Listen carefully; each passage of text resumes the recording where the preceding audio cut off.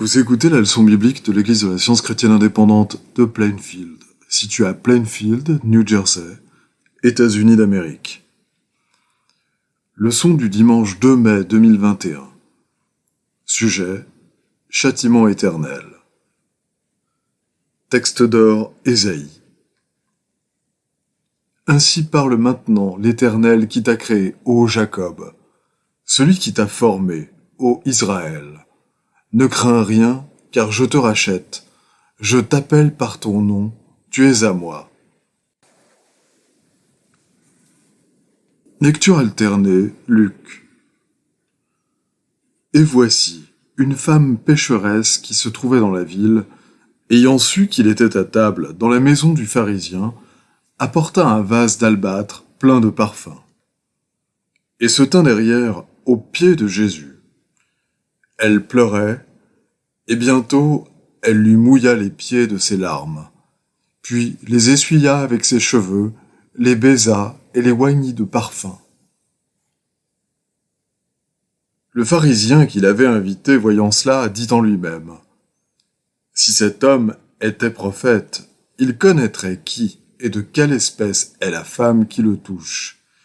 Il connaîtrait que c'est une pécheresse. » Puis, se tournant vers la femme, il dit à Simon: « Vois-tu cette femme? Je suis entré dans ta maison, et tu ne m'as point donné d'eau pour laver mes pieds. Mais elle les a mouillés de ses larmes, et les a essuyés avec ses cheveux. Tu ne m'as point donné de baiser, mais elle, depuis que je suis entré, elle n'a point cessé de me baiser les pieds. Tu n'as point versé d'huile sur ma tête, mais elle a versé du parfum sur mes pieds. C'est pourquoi je te le dis, ses nombreux péchés ont été pardonnés, car elle a beaucoup aimé. Mais celui à qui on pardonne peu, aime peu. Et il dit à la femme: « Tes péchés sont pardonnés. » La Bible. De loin l'Éternel se montre à moi. Je t'aime d'un amour éternel. C'est pourquoi je te conserve ma bonté. Maintenant encore, dit l'Éternel, revenez à moi de tout votre cœur, avec des jeûnes, avec des pleurs et des lamentations. Déchirez vos cœurs et non vos vêtements, et revenez à l'Éternel votre Dieu, car il est compatissant et miséricordieux, lent à la colère et riche en bonté, et il se repent des maux qu'il envoie. Je vous remplacerai les années qu'ont dévoré la sauterelle, le gélec, le hasil et le gazam, ma grande armée que j'avais envoyée contre vous. Et vous saurez que je suis au milieu d'Israël, que je suis l'Éternel, votre Dieu, et qu'il n'y en a point d'autre, et mon peuple ne sera plus jamais dans la confusion. C'est moi qui efface tes transgressions, pour l'amour de moi, et je ne me souviendrai plus de tes péchés. Jésus, revêtu de la puissance de l'Esprit, retourna en Galilée. Comme Jésus se trouvait auprès du lac de Génésareth, et que la foule se pressait autour de lui pour entendre la parole de Dieu, lorsqu'il eut cessé de parler, il dit à Simon: « Avance en pleine eau et jetez vos filets pour pêcher. » Simon lui répondit: « Maître, nous avons travaillé toute la nuit sans rien prendre, mais sur ta parole, je jetterai le filet. » L'ayant jeté, ils prirent une grande quantité de poissons, et leurs filets se rompaient. Et ils remplirent les 2 barques au point qu'elles enfonçaient.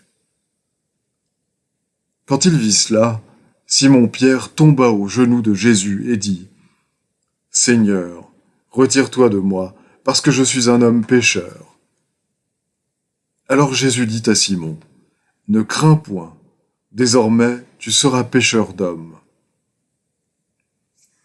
Après cela, Jésus sortit, et il vit un publicain, nommé Lévi, assis au lieu des péages. Il lui dit: « Suis-moi. » Lévi lui donna un grand festin dans sa maison, et beaucoup de publicains et d'autres personnes étaient à table avec eux. Les pharisiens et les scribes murmurèrent et dirent à ses disciples : « Pourquoi mangez-vous et buvez-vous avec les publicains et les gens de mauvaise vie ?»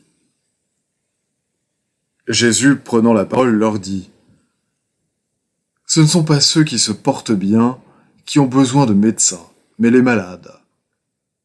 Je ne suis pas venu appeler à la repentance des justes, mais des pécheurs. » Tous les publicains et les gens de mauvaise vie s'approchaient de Jésus pour l'entendre. Il y aura plus de joie dans le ciel pour un seul pécheur qui se repent que pour 99 justes qui n'ont pas besoin de repentance. Il dit encore : un homme avait 2 fils. Le plus jeune dit à son père : « Mon père, donne-moi la part de bien qui doit me revenir. » Et le père leur partagea son bien. Peu de jours après, le plus jeune fils, ayant tout ramassé, partit pour un pays éloigné où il dissipa son bien en vivant dans la débauche. Lorsqu'il eut tout dépensé, une grande famine survint dans ce pays, et il commença à se trouver dans le besoin. Il alla se mettre au service d'un des habitants du pays, qu'il envoya dans ses champs garder les pourceaux. Il aurait bien voulu se rassasier des carouges que mangeaient les pourceaux, mais personne ne lui en donnait. Étant rentré en lui-même, il se dit : « Combien de mercenaires chez mon père ont du pain en abondance, et moi ici, je meurs de faim. Je me lèverai, j'irai vers mon père, et je lui dirai : Mon père, j'ai péché contre le ciel et contre toi. Je ne suis plus digne d'être appelé ton fils. Traite-moi comme l'un de tes mercenaires. » Et il se leva et alla vers son père. Comme il était encore loin, son père le vit et fut ému de compassion. Il courut se jeter à son cou et le baisa. Le fils lui dit : « Mon père, j'ai péché contre le ciel et contre toi. Je ne suis plus digne d'être appelé ton fils. » Mais le père dit à ses serviteurs : « Apportez vite la plus belle robe et l'en revêtez. Mettez-lui un anneau au doigt et des souliers aux pieds. » Or, le fils aîné était dans les champs. Il se mit en colère et ne voulut pas entrer. Son père sortit et le pria d'entrer. Mais il répondit à son père : « Voici, il y a tant d'années que je te sers, sans avoir jamais transgressé tes ordres, et jamais tu ne m'as donné un chevreau pour que je me réjouisse avec mes amis. Et quand ton fils est arrivé, celui qui a mangé ton bien avec des prostituées, c'est pour lui que tu as tué le veau gras. » « Mon enfant, lui dit le père, tu es toujours avec moi, et tout ce que j'ai est à toi. Mais il fallait bien s'égayer et se réjouir, parce que ton frère que voici était mort, et qu'il est revenu à la vie, parce qu'il était perdu, et qu'il est retrouvé. Je suis errant comme une brebis perdue. Conduis-moi dans ta vérité, et instruis-moi, car tu es le Dieu de mon salut. Éternel, souviens-toi de ta miséricorde et de ta bonté, car elles sont éternelles. Ne te souviens pas des fautes de ma jeunesse, ni de mes transgressions. Souviens-toi de moi selon ta miséricorde, à cause de ta bonté, ô Éternel. L'Éternel est bon et droit, c'est pourquoi il montre aux pécheurs la voie. Que le méchant abandonne sa voie et l'homme d'iniquité ses pensées. Qu'il retourne à l'Éternel, qui aura pitié de lui, à notre Dieu, qui ne se lasse pas de pardonner. Car mes pensées ne sont pas vos pensées, et vos voies ne sont pas mes voies, dit l'Éternel.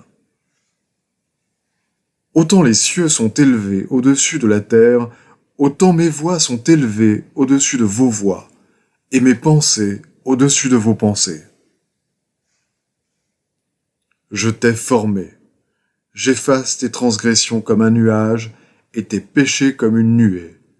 Reviens à moi, car je t'ai racheté. Je vais maintenant lire les passages corrélatifs tirés du livre d'études de la science chrétienne, Science et santé, avec la clé des Écritures de Mary Baker Eddy. Le dessein de l'amour est de réformer le pécheur. L'amour divin corrige et gouverne l'homme. Les hommes peuvent pardonner, mais ce principe divin seul réforme le pécheur. Causer la souffrance comme conséquence du péché, c'est le moyen de détruire le péché. Tout prétendu plaisir dans le péché entraînera plus que son équivalent de douleur, jusqu'à ce que la croyance à la vie matérielle et au péché soit détruite. Pour atteindre au ciel l'harmonie de l'être, il nous faut comprendre le principe divin de l'être. Dieu est amour. Impossible d'en demander davantage, de regarder plus haut, d'aller plus loin.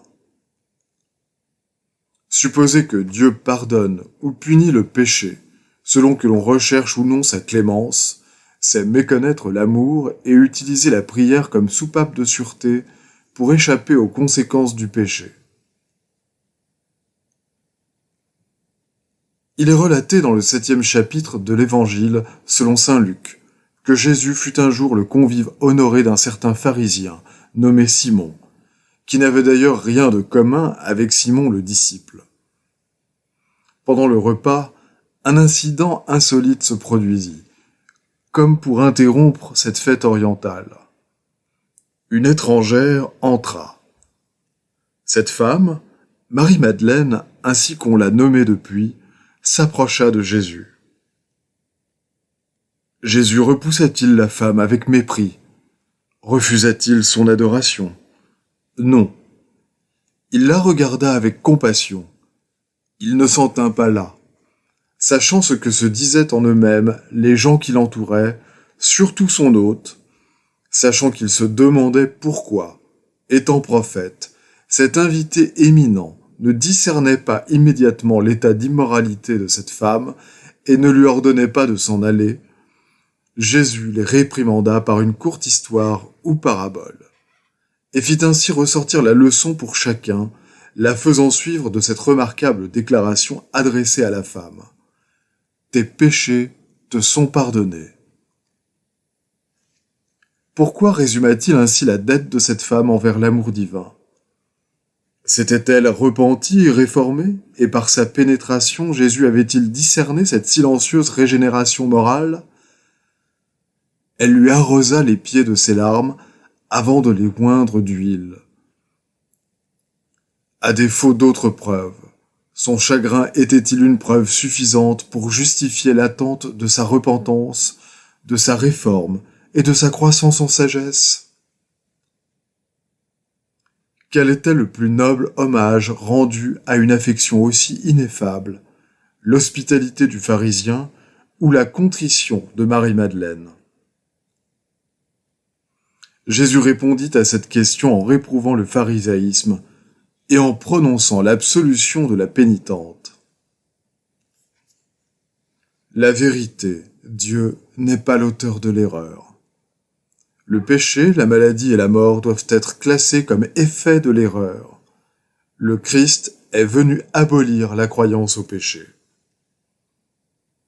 Nous reconnaissons que le pardon du péché par Dieu consiste dans la destruction du péché et la compréhension spirituelle qui chasse le mal comme irréel. Mais la croyance au péché est punie tant que dure la croyance. La réforme vient quand on comprend qu'il n'y a pas de plaisir durable dans le mal, et aussi lorsqu'on apprend à aimer le bien conformément à la science, qui révèle le fait immortel que ni plaisir, ni douleur, ni appétit, ni passion ne peuvent exister dans la matière ni en provenir, alors que l'entendement divin peut détruire, et détruit effectivement les fausses croyances au plaisir, à la douleur ou à la crainte, ainsi que tous les appétits coupables de l'entendement humain. Le mal est parfois la plus haute idée que l'homme se fasse de ce qui est juste, jusqu'à ce qu'il s'attache plus fermement au bien. Alors il perd tout plaisir dans la méchanceté, et celle-ci devient son tourment. Le moyen d'échapper à la souffrance qu'entraîne le péché est de cesser de pécher. Il n'y en a pas d'autre. Cette conviction qu'il n'y a pas de plaisir réel dans le péché est l'un des points les plus importants de la théologie de la science chrétienne. Éveiller le pécheur à cette nouvelle et vraie manière d'envisager le péché, montrez-lui que le péché ne procure aucun plaisir, et cette connaissance fortifiera son courage moral et augmentera son aptitude à maîtriser le mal et à aimer le bien. L'erreur fondamentale est l'entendement mortel. Une condition morale peut entraver la guérison des malades. L'erreur cachée, la luxure, l'envie, la vengeance, la méchanceté ou la haine perpétueront ou même créeront la croyance à la maladie. Toute erreur a cette tendance. La vraie marche à suivre est de détruire l'ennemi et de laisser le champ libre à Dieu, la vie, la vérité, l'amour, vous rappelant que Dieu et ses idées sont seuls réels et harmonieux. La sagesse de l'homme ne trouve aucune satisfaction dans le péché, puisque Dieu a condamné le péché à la souffrance. La nécromancie de jadis préfigurait le mesmérisme et l'hypnotisme d'aujourd'hui.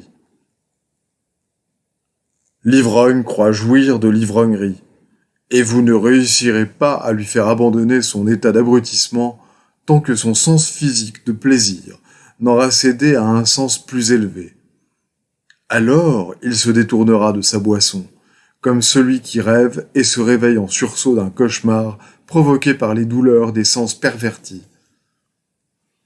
Celui qui aime faire le mal, qui y trouve du plaisir, et ne s'en abstient que par crainte des conséquences, n'est ni un homme tempérant, ni un religionniste digne de confiance.